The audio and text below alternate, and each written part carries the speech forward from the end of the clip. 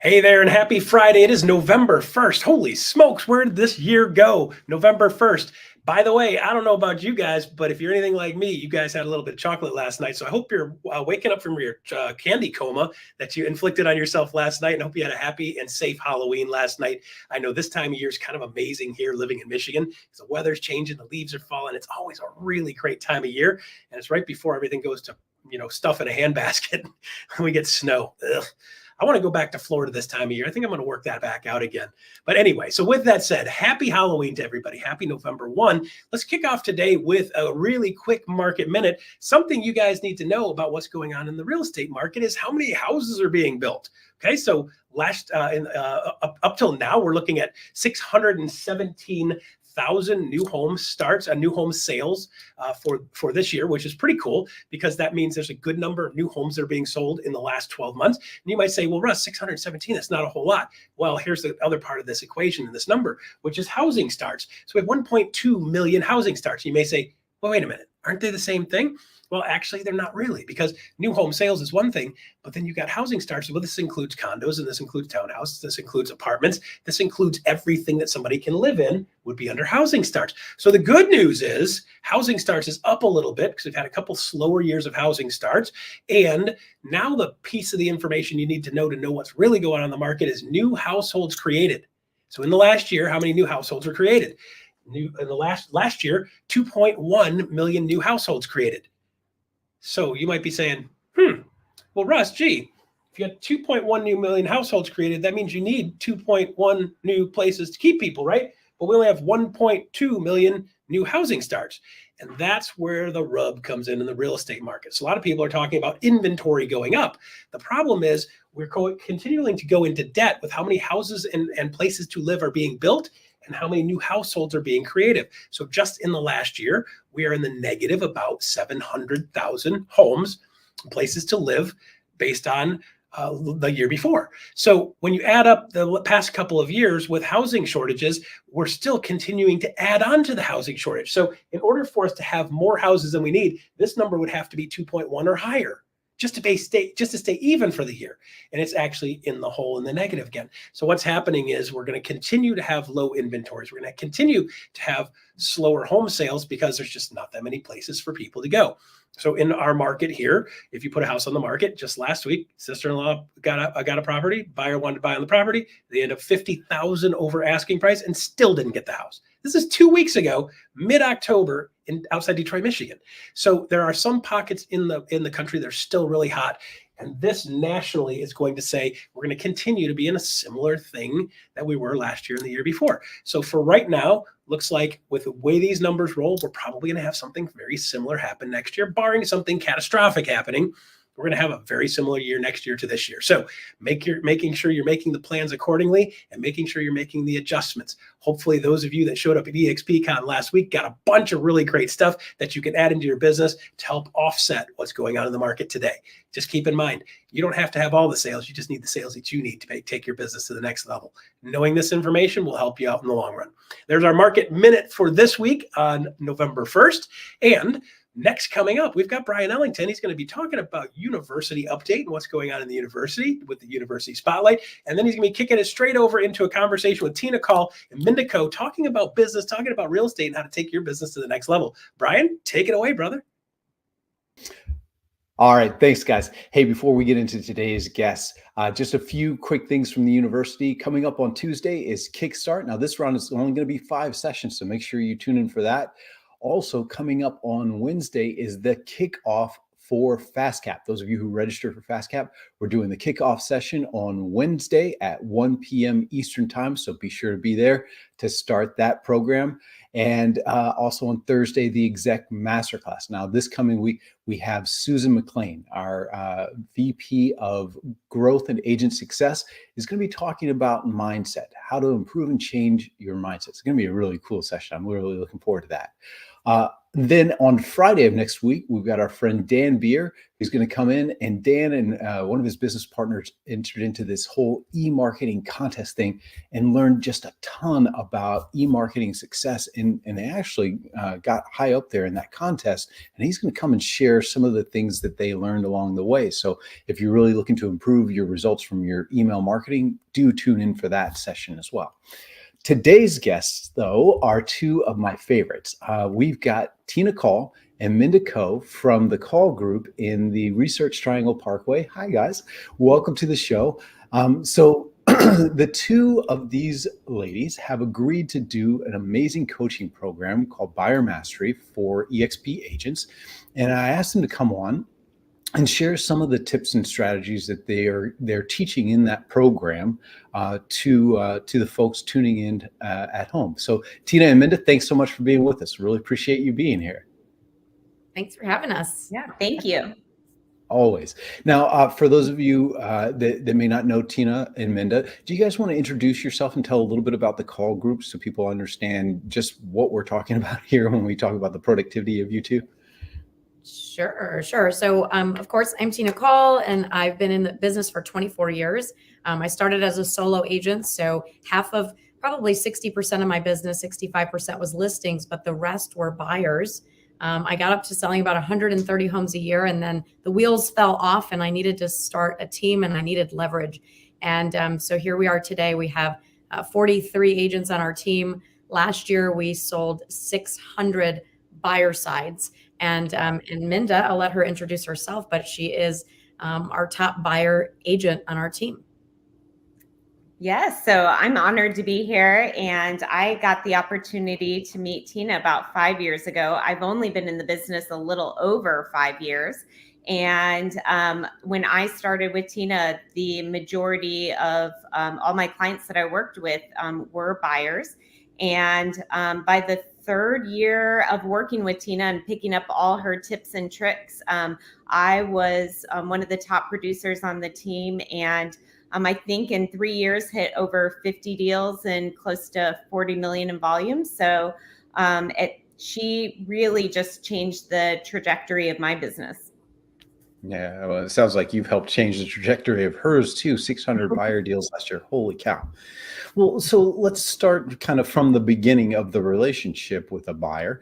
What's the one lead generation source that you use on the team that brings you the most amount of buyers?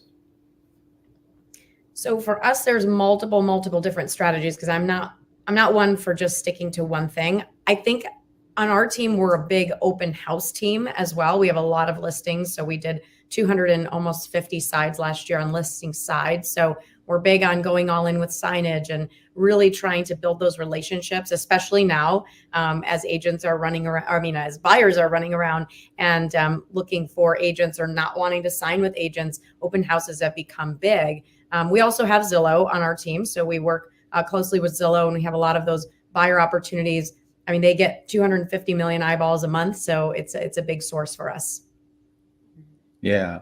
And, it's interesting when you talk about lead generation, for most people at your level, that's not the challenge, right?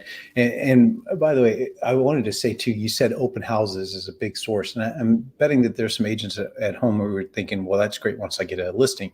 Yeah. Never underestimate the power of a phone call to an EXP agent and even a non-EXP agent offering to sit their opens for them. A lot of their sellers have that expectation, but a lot of agents just don't like sitting opens because they don't do it effectively or whatever reason. And so that is an opportunity to reach out, make connections. Plus, you're building relationships with other agents in your market too, which is always a good thing when it comes to negotiations and offers. But back to what I was saying there with lead conversion, that really is most people's struggle, right? It's not generating the lead, it's converting the lead. So when you think about that first conversation with a buyer, what is it that has enabled you to be so successful at translating that into an appointment? Well, I definitely think that a huge miss is not showing your value and connecting with them. You have a short amount of time to find what it is that you can connect with them right away. And if you don't, you're going to miss that opportunity. So finding that one thing that you can connect with them is just really a shoe-in with the buyers.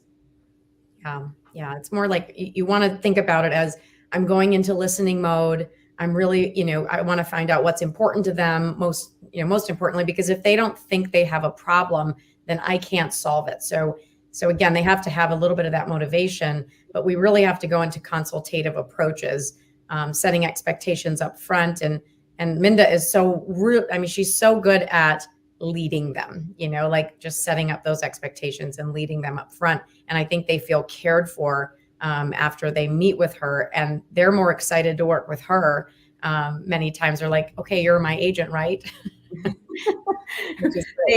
They do. I know that I'm asking the right questions, and I know that I am connecting with them when they're coming to me saying, we're ready to get started with you. So.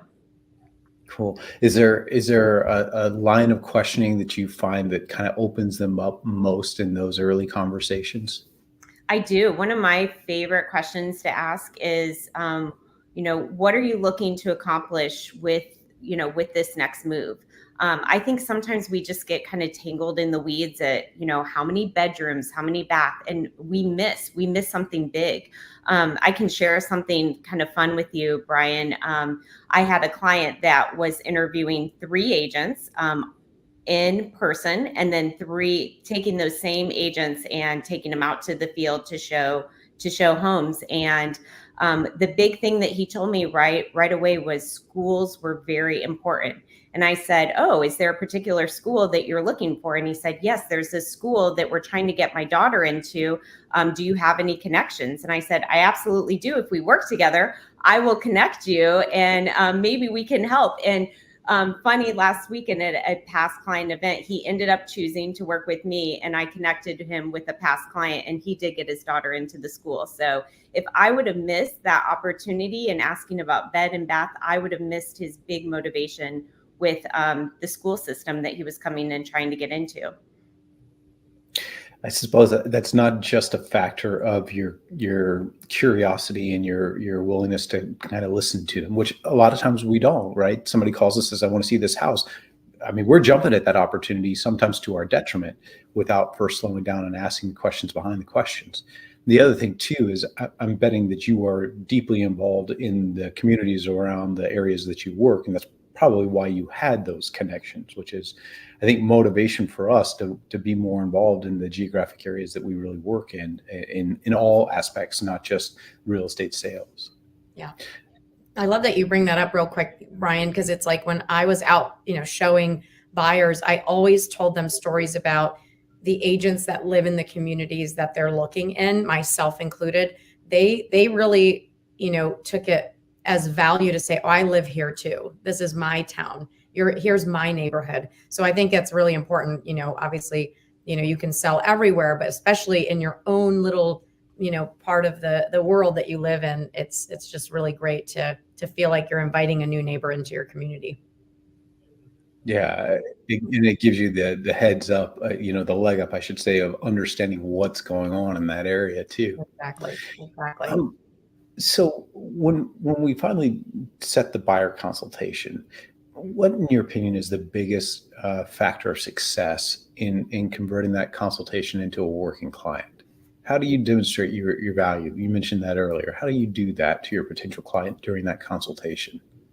I think just piggybacking on what Tina said just now is, first of all, letting them know that you have the expertise, you're the expert in that area.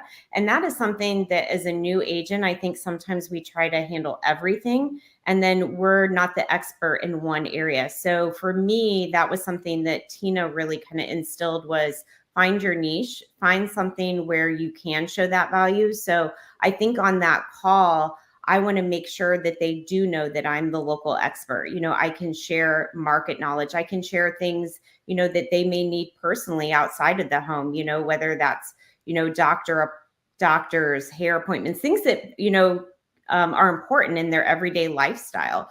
But aside from making that connection, the other thing that I think that I do differently is no matter how many homes that they have bought or sold, there's always some value that I can bring. And for our area, we've got a couple of things in North Carolina that are very different. So I've been working with, clients that come from other states. And when I let them know, hey, this, no matter how many homes you bought, our state is different. And here, let me share why.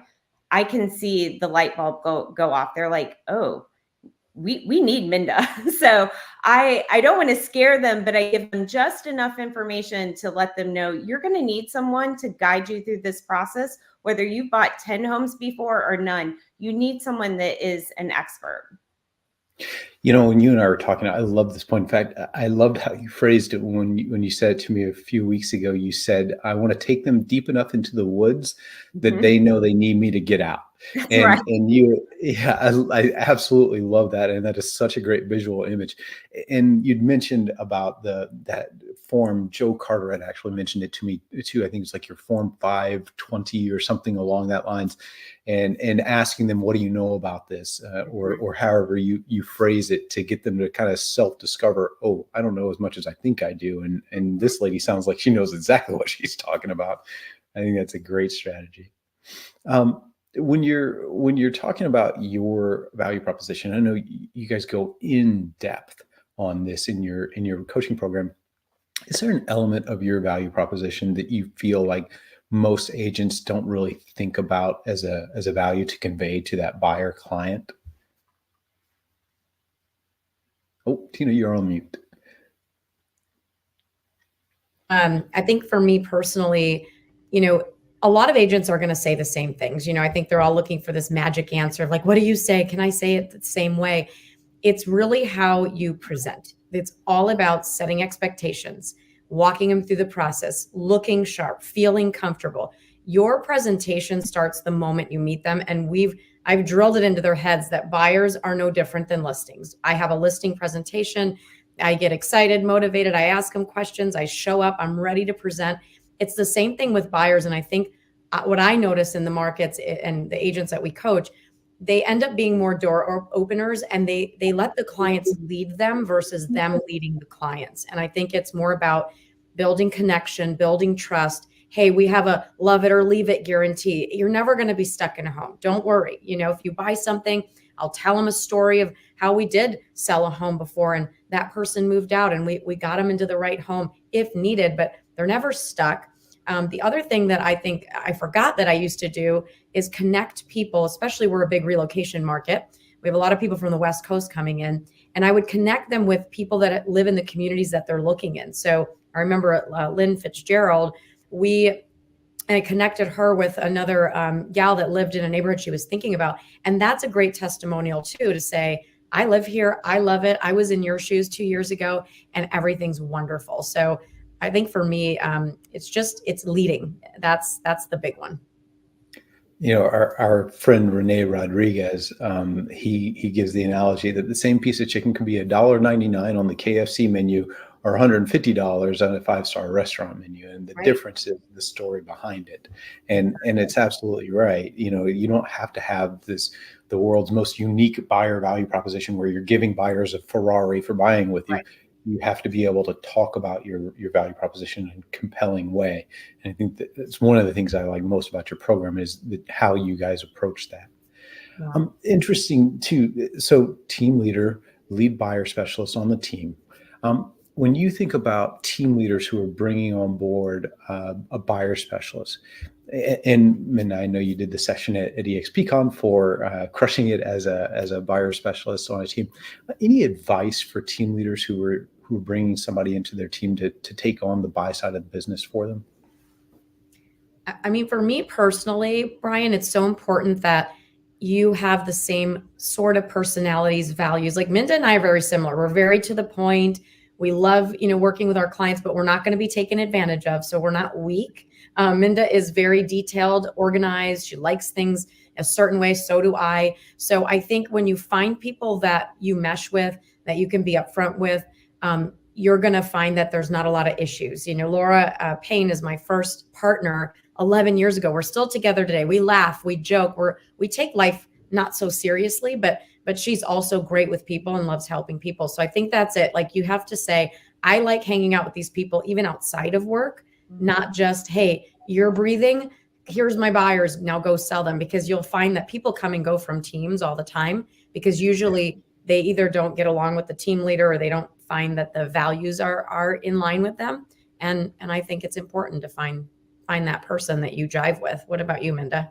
Well, I was just going to say, being on the other side and not on the hiring side, the culture is just so important. I mean, I think Tina would attest to this. I mean, if she had to choose somebody that's going to be, selling and a top producer, but they don't mesh with our culture, I mean, I think she'd rather pick somebody that she can, teach to sell that many homes, but that fits within our culture. So we want that feeling, like you said, a feeling of family, somebody that's going to be a team player. Nobody wants somebody that's going to come in and just, be in it for themselves.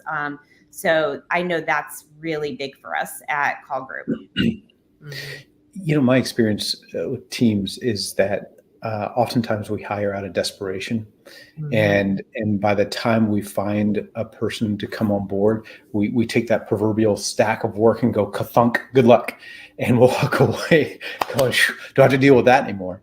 And what we don't do is have a great onboarding process to teach that new buyer specialist all the things that's up here that we've gained from our experiences and things of that nature.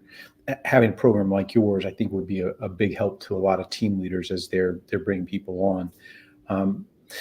When we talk about this coaching program, I'm curious, because I mean, it's 6 weeks long, right? And you go in depth on all of these topics and more. What's the one thing you're looking forward to most? What's the one thing that you're excited most about sharing with people in the program? I know for me, personally, I love just the opportunity to dive in and show people how to position themselves as the go-to expert. But what I really learn from is live examples and or role plays with real people. And so I'm excited that they're going to see a couple presentations that Minda has done and recorded with permission from her clients. They're going to see her walk through the same presentation that we're trying to teach with real people. And we're not just theorists and saying, this is what we do. We're going to show them this is how we do it, and look at how the buyer reacted. And we're going to watch the tape, just like a football team. What did Minda do great? What could Minda have done better? She's always open to feedback. Did you see how she did that there? So I think it's important to just not tell people, but show people. I love that. What about you, Minda? I am, this is kind of near and dear to my heart, but I am excited about, we're going to talk a little bit about mindset. And this is a piece that I think sometimes we can give you the playbook, we can give you everything you need, but if you don't have that right mindset, you're not going to have the same success. So we are going to dive into that. And that has been a game changer in my business. So I'm always excited to talk about that topic. It's funny. My team and I are reading the 4 Agreements, and the author in a certain part of it talks about you can have the exact same experience with a different mindset, and it's going to be a completely different outcome for you, right? And we've all had it, those days where we wake up in a mood, and then it just seems like everything else goes wrong. And why is that? The mood that you're in, right? So I do love that. And yes, I'm really looking forward to the live bullets demonstration. We used to watch Friday night fights on ESPN back in the day when I boxed, and we had one of the TiVo. That's how old again I am. And we wore that thing out, just rewinding and watching just the kind of mastery of footwork and the hand movement and things like that, just the little finer details. And I suspect people are going to wear out their computers rewatching your recordings of your buyer consultation as well.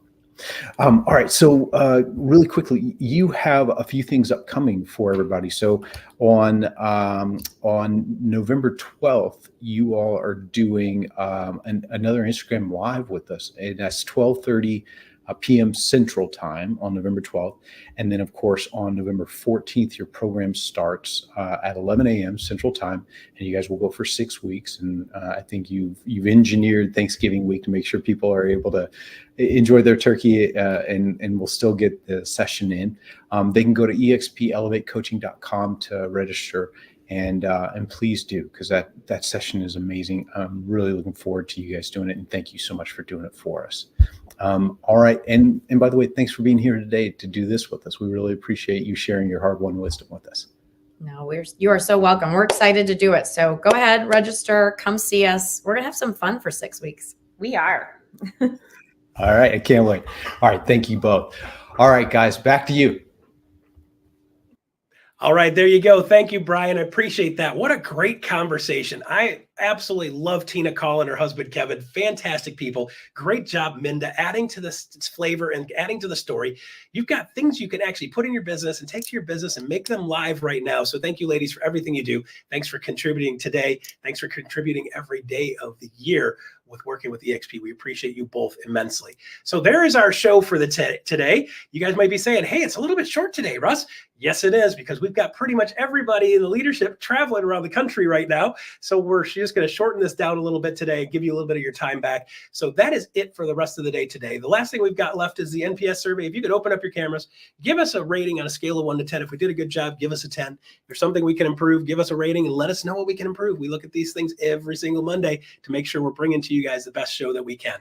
Normally at this point, I would tell you it's time to wait for iConversations coming up next, but they've canceled for the week because, again, all of them are all traveling too, and most of them were at EXPCon all week. And quite frankly, we're tired. We need a break today. So everybody's kind of going to take the rest of the day off. So enjoy the rest of the day today. Kick off your November well. Remember, the things that you're doing right now in your real estate business are going to be paying you in January, February, and March. So do not put it on cruise control. Right now, 50% of the agents in the month of November are going to stop working for the rest of the year. If you guys keep your head down, keep working, this is a time to steal market share. Position yourself for a better 2020.